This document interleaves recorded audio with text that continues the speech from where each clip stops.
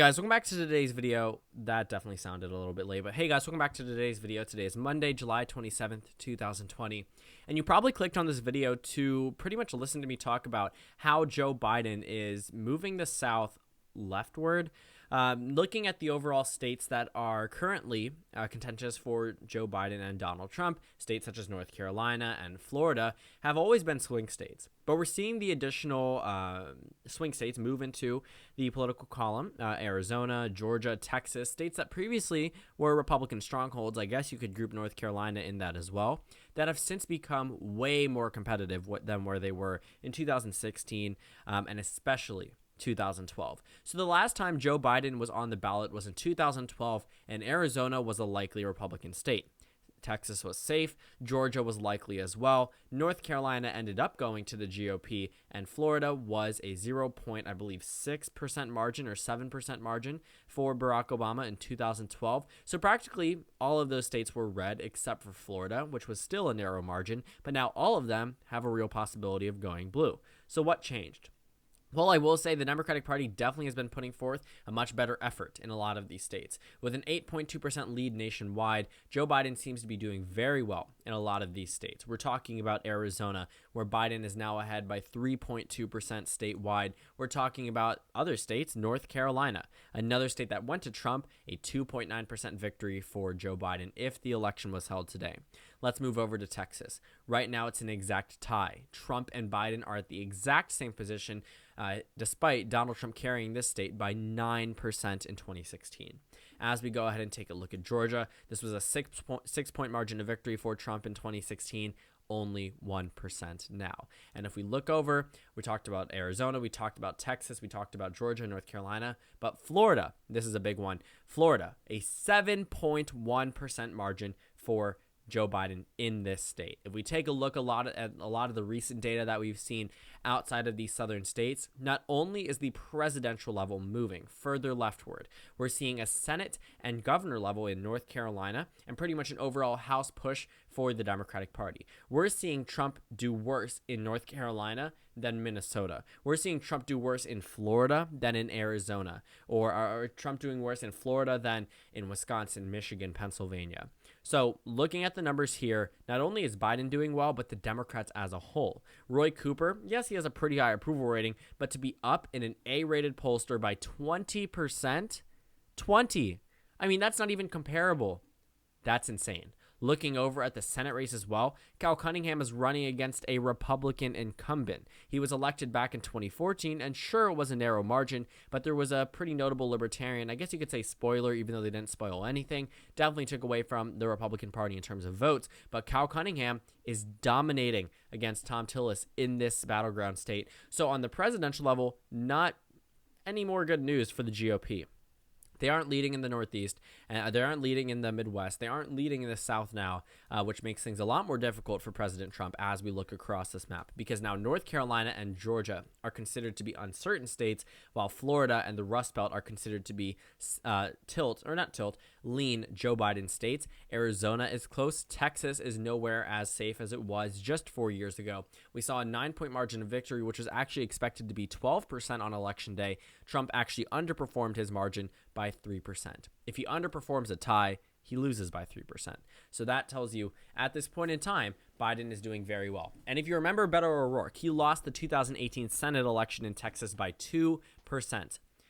Now, Democrats are actually outperforming. When I say Democrats, I mean Joe Biden. Joe Biden is outperforming Beto O'Rourke amongst every single demographic group in Texas, which means he could go from 48 to 49.5 to 50 to an overall majority in that state and end up winning Texas. I believe the last person to win Texas as a Democrat was Jimmy Carter in the 70s.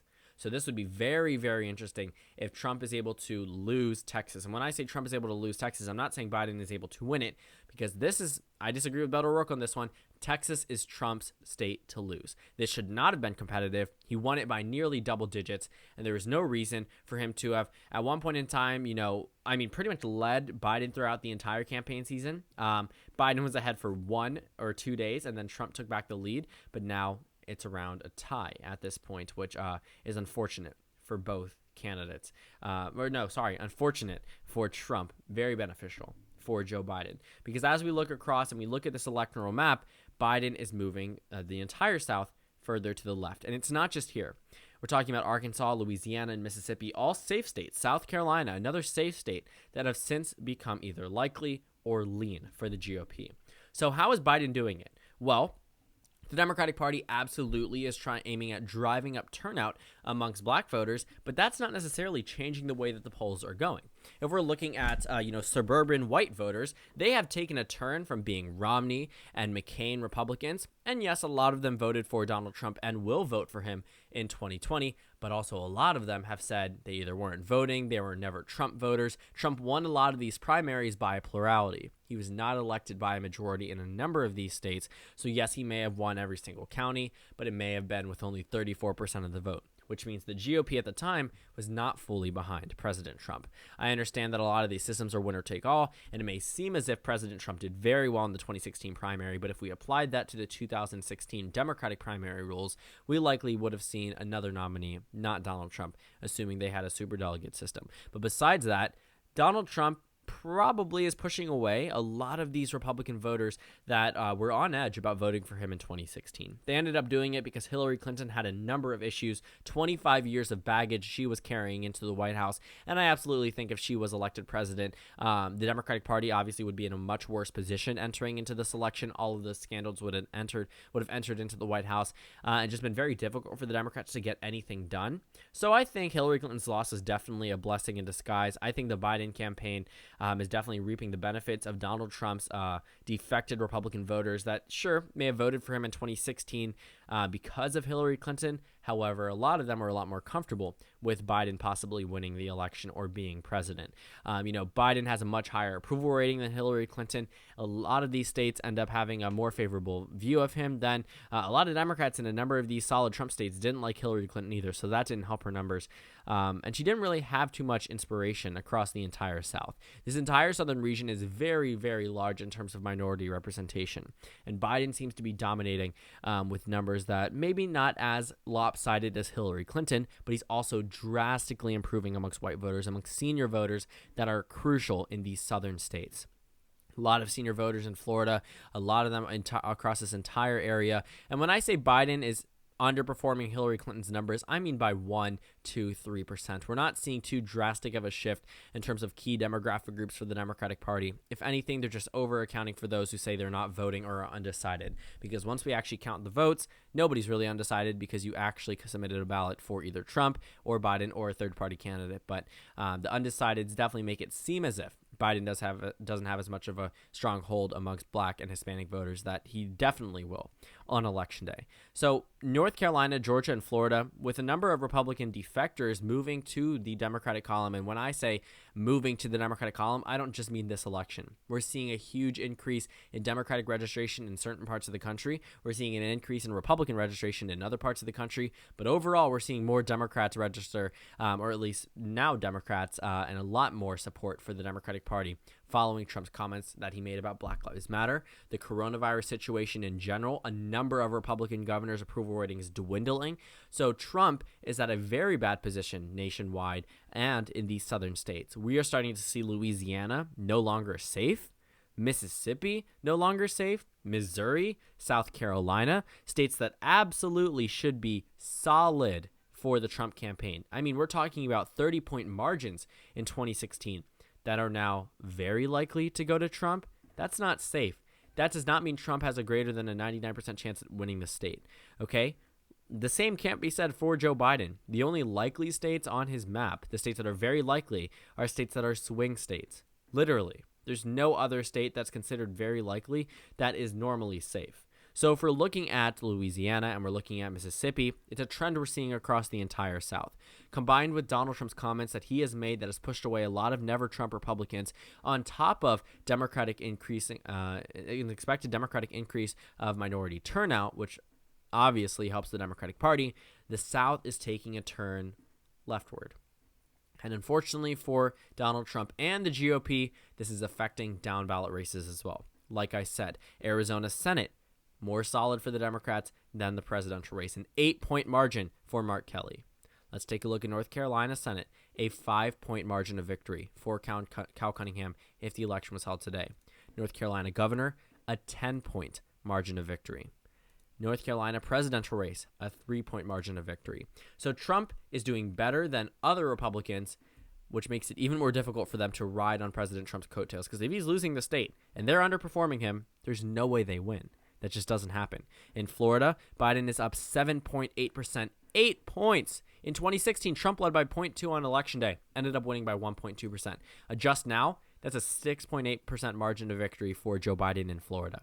So it's not just in Florida, it's not just in Arizona, it's not just in Texas, it's all across the South. We're seeing narrowing up races in a number of the down ballot races and also the presidential race, of course, and that has to do a lot with the fact that Trump is down nationwide dramatically. He's down in terms of his approval. Republicans are down in terms of handling the coronavirus. Ron DeSantis went from being a very popular governor before COVID-19 and possibly a 2022, solid bid for re-election down to being super competitive in that race. We're talking about a number of Republicans that could have very well ran for president, Ron DeSantis included, in 2024.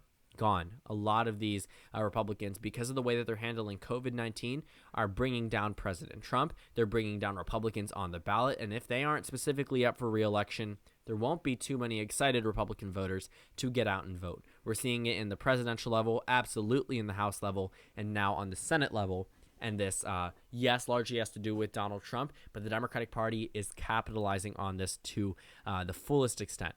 They're reshaping the modern electoral map and taking a lot of these states that we normally would consider to be safe Republican states that now Biden is being either mildly competitive in or doing very well in, states that we otherwise 8 years ago would have never even considered, states such as Texas and Arizona, which is now a blue state on the no toss-ups map, Georgia, North Carolina. There's a potential future for Democrats in South Carolina. We're talking about states, again, that all went to Mitt Romney, all went to John McCain, all went to George Bush. Heck, most of them even went to George H.W. Bush in 92 and then went to Bob Dole in 96. But now it's Trump, and he's pushing away a lot of these Republicans, and Democrats are driving up turnout amongst the suburban areas and the urban voters that are crucial to Democrats in their victories, and they're starting to inch up over the GOP. 2016 was the first sign. 2018, it got even closer. And now in 2020, it looks like they're at their closest position ever in this election to possibly win some of these southern states that have always been safe for the GOP that are now tilt Democrat, lean Democrat, and toss-up. So thank you guys so much for watching this video. Make sure to comment down suggestions below. Subscribe on the left if you haven't already, and check out the Instagram and Twitter. On your screen, there should be a video that you can go ahead and watch, and then a playlist for my 2020 Senate election videos. I'm deciding to throw something in that's a little bit different. I made a post on my community tab about my 50K subscriber special if you're wondering about that. I apologize for having to push that back, but more will be explained in an upcoming video. Again, thank you guys for watching, and I will see you all tomorrow.